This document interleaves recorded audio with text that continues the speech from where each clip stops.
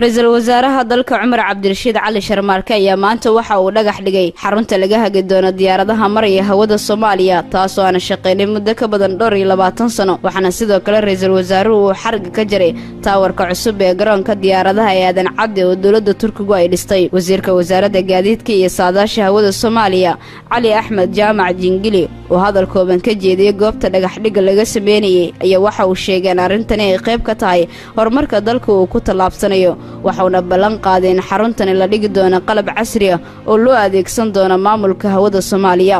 waxaanu aad ugu faraxsanahay maanta inuu dhagax dhigayo raiisul wasaaraheeni mudane Umar Cabdirashiid area control centerka meesha laga hagi doono hawada dayuuradaha Soomaaliya dulmara waa tallaabo loo qaaday dhinacii wanaagsan si hawada Soomaaliyeed halkan looga hago wayn daarta halka aad ku arki doontaan aad sawirkeeda arki doontaan baa halkan laga dhisaya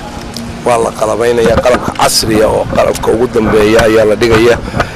biidnillaahi kariimna markii hawshan inoo dhamaato waxaan rajaynaynaa in tan mid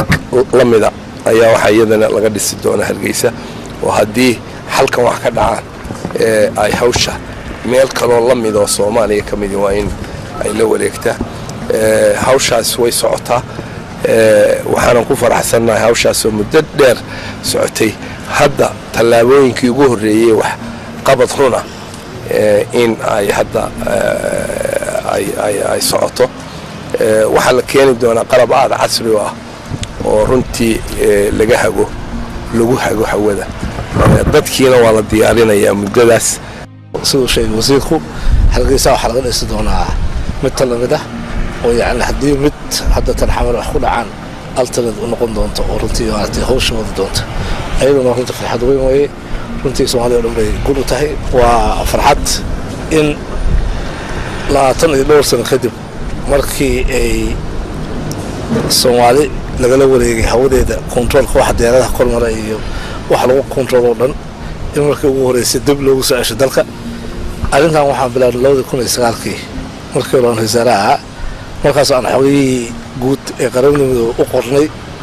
in Soomaaliya ay markaas diyaar u ahayd in la soo wareego process ay qaadatay ilaa hadda soo jiitay waa tilmaanta meeshaan dhagaxda la dhigayo oo runtii ay yaani la dhisayo qalabka meesha la dhigi lahaa iyo dadka ku shaqeyn lahaayeen maanta waxa ka dambeeyay dalka Soomaaliya oo soo noqotay yaani hawshii iyada ay lahayd inay samayso ومدة دولة تصفمت في الحالة نوتها رنتي وزيرك رنتي وزير دولها وزيرك وزارة الأفيش قولن أياله إن أمانتس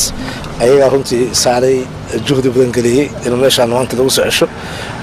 وعن كفر أحسن هاي وحوي وحرجينا دلقة خوليه سولن يروح يكون مقنع كل إن شاء الله هذا يخدم إن سؤال لو لقيته مركب وعد يدون وحن رنتي نوتها في الحد إن Soomaali ay dib gacmaheeda u noqdaan hawadeeda in ay kontrolsto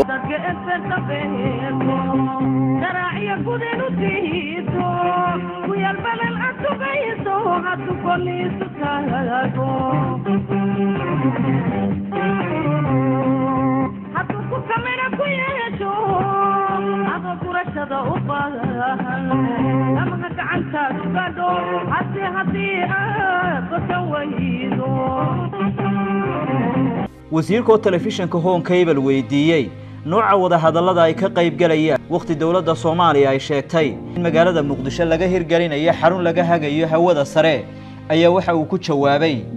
waxaan shirkani waa shirka miisaan weyn ama ha la isku afkarto ama ha la isku mari waayo waa maqlaynay hadalladii ay dawladda Soomaaliya lahayd muxuu ahaayay dimowaqiftooda waan ognahay waxaan markaa oon leeyahay koow heshiiskii Istanbul in la fuliyo oo mashruucaasi uu noqdo mid isku jira